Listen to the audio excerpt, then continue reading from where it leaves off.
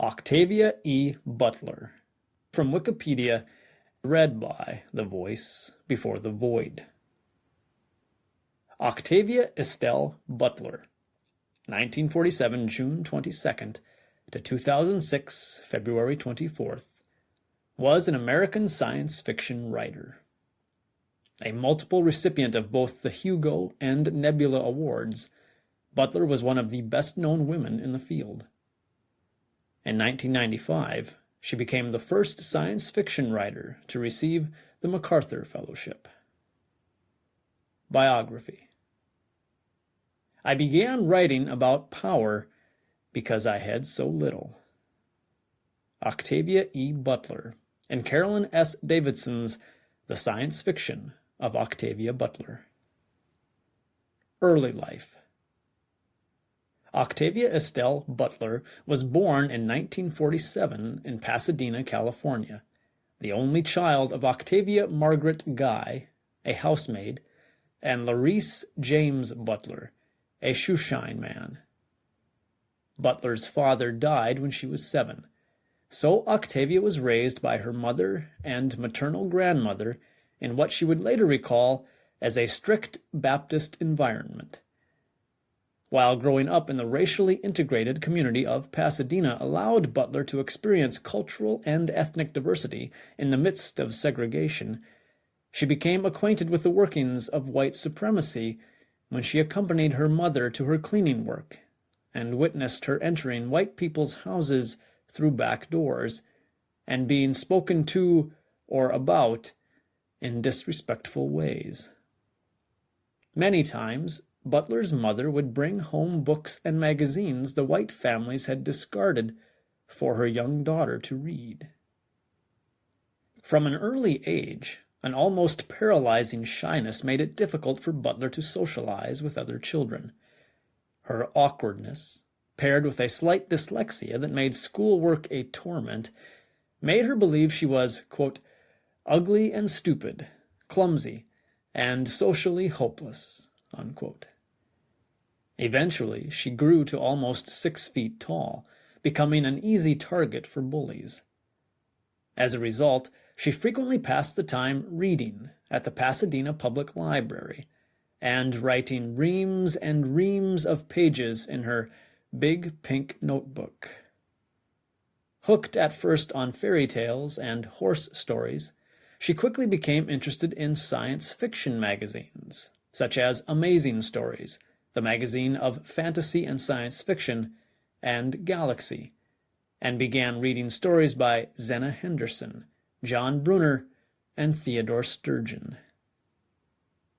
At age 10, she begged her mother to buy her a Remington typewriter, on which she, quote, pecked her stories 2-fingered, unquote. At age 12, watching the televised version of the film Devil Girl from Mars convinced her that she could write a better story. So she drafted what would later become the basis for her patternist novels. Happily ignorant of the obstacles that a black female writer could encounter, she became unsure of herself for the first time at the age of 13, when her well-intentioned Aunt Hazel conveyed the realities of segregation in 5 words. Honey, Negroes can't be writers.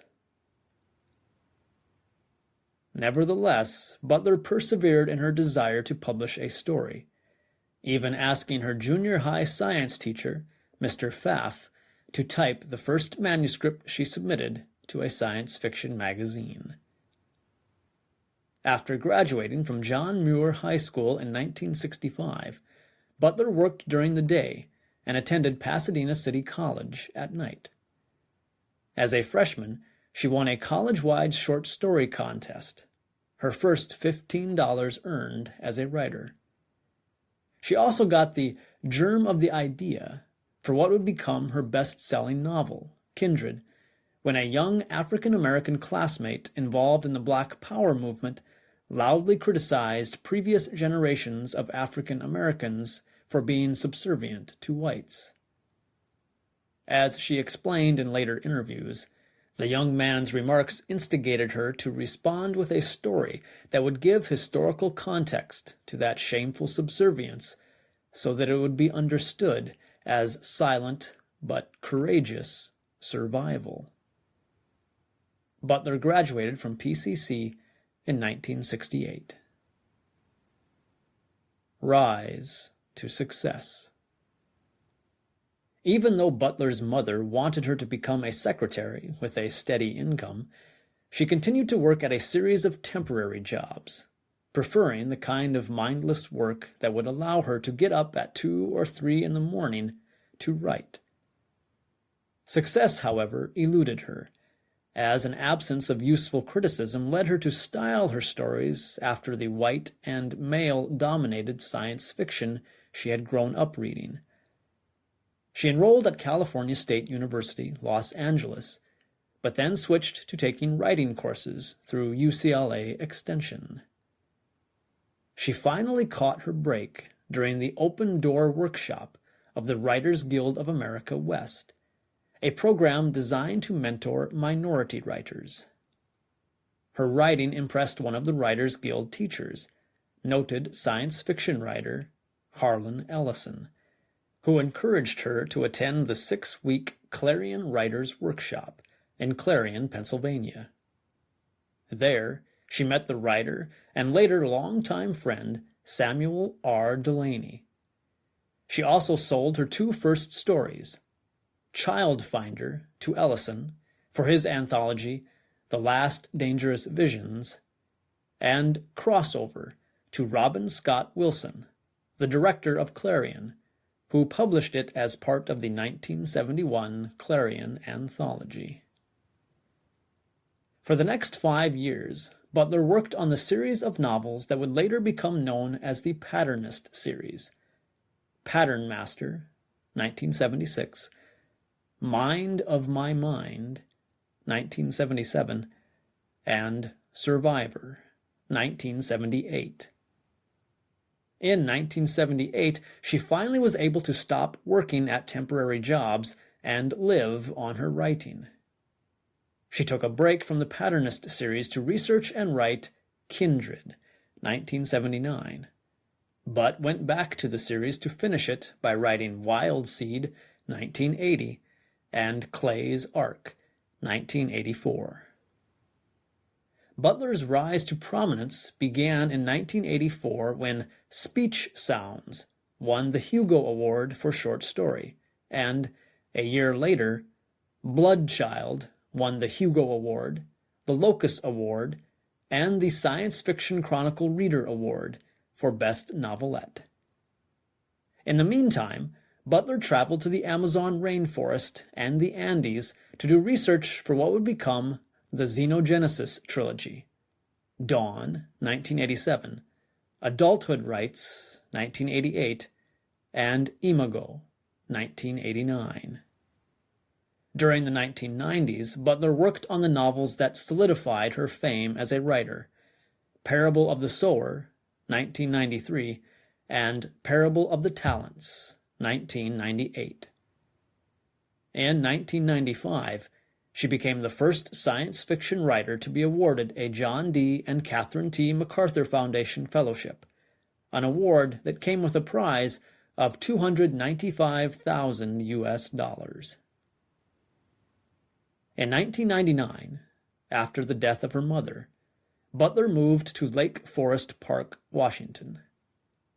Parable of the Talents had won the Science Fiction Writers of America's Nebula Award for Best Science Novel, and she had plans for 4 more Parable novels: Parable of the Trickster, Parable of the Teacher, Parable of Chaos, and Parable of Clay. However, after several failed attempts to begin Parable of the Trickster, she decided to stop work in the series. In later interviews, Butler explained that the research and writing of the Parable novels had overwhelmed and depressed her. So she had shifted to composing something lightweight and fun instead. This became her final book, the the science fiction vampire novel Fledgling, 2005. Who am I? I am a 47-year-old writer who can remember being a 10-year-old writer and who expects someday to be an 80-year-old writer. I am also comfortably asocial, a hermit, a pessimist if I'm not careful, a feminist, a black, a former Baptist, an oil and water combination of ambition, laziness, insecurity, certainty, and drive. Octavia E. Butler, reading the self-penned description of herself included in Parable of the Sower during a 1994 interview with Jelani Cobb. Death. During her last years, Butler struggled with writer's block and depression, partly caused by the side effects of her high blood pressure medication. She continued writing and taught at the Clarion Workshop regularly. In 2005, she was inducted into Chicago State University's International Black Writers Hall of Fame. Butler died outside of her home in Lake Forest Park, Washington, on 2006 February 24th, at the age of 58. Themes. The critique of present-day hierarchies. In multiple interviews and essays, Butler explained her view of humanity as inherently flawed by an innate tendency towards hierarchical thinking, which leads to intolerance, violence, and, if not checked, the ultimate destruction of our species. Quote, simple peck order bullying, unquote, she wrote in her essay, A World Without Racism, quote, is only the beginning of the kind of hierarchical behavior that can lead to racism, sexism, ethnocentrism, classism, and all the other isms that cause so much suffering in the world. Unquote. Her stories, then, often replay humanity's Darwinian domination of the weak by the strong as a type of parasitism. These superior beings, whether aliens, vampires, superhuman, or slave masters, find themselves defied by a protagonist who embodies difference, diversity, and change. So that, as John R. Pfeiffer notes, quote, in one sense, Butler's fables are trials of solutions to the self-destructive condition in which she finds mankind. Unquote. The remaking of the human.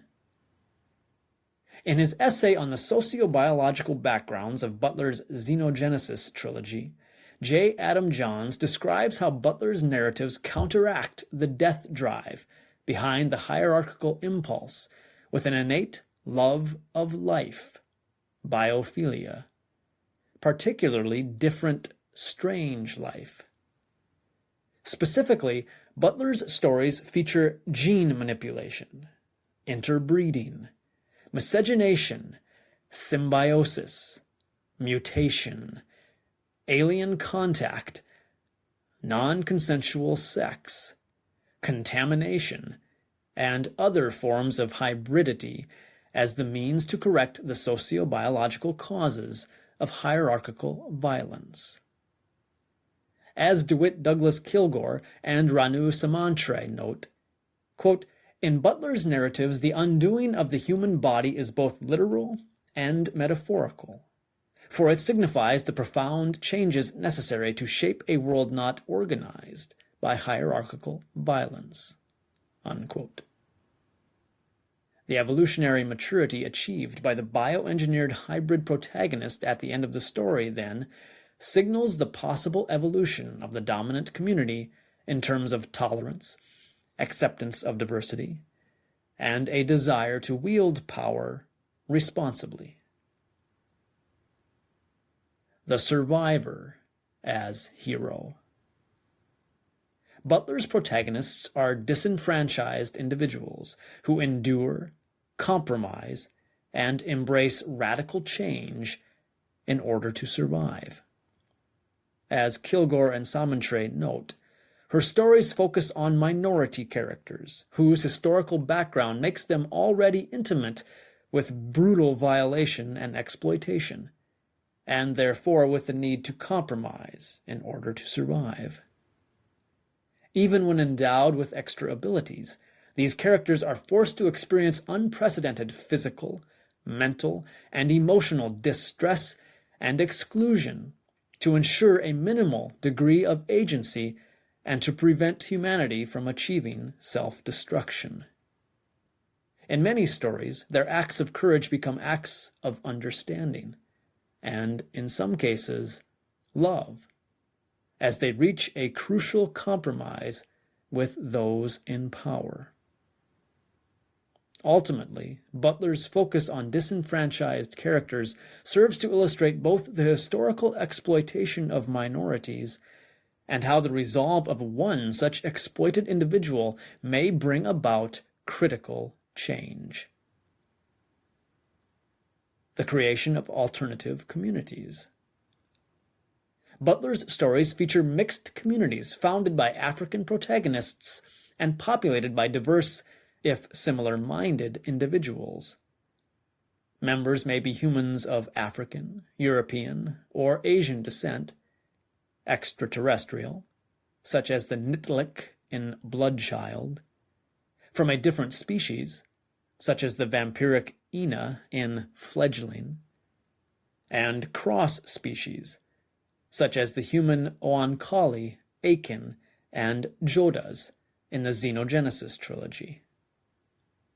In some stories, the community's hybridity results in a flexible view of sexuality and gender, for instance, the polyamorous extended families in Fledgling.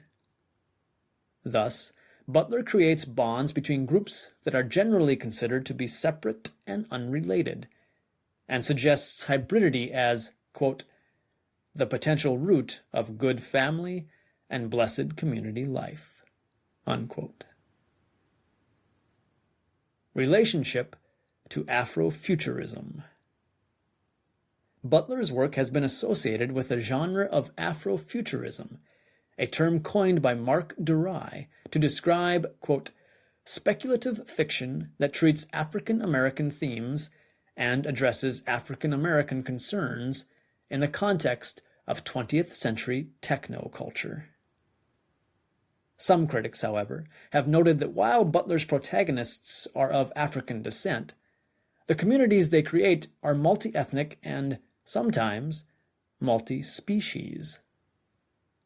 As Kilgore and Samontre explain in their 2010 memorial to Butler, while Butler does offer, quote, an Afrocentric sensibility at the core of narratives, her insistence on hybridity beyond the point of discomfort, unquote, exceeds the tenets of both Black cultural nationalism and of white-dominated liberal pluralism.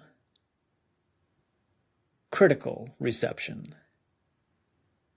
Most critics praise Butler on her unflinching exposition of human flaws, which she depicts with striking realism.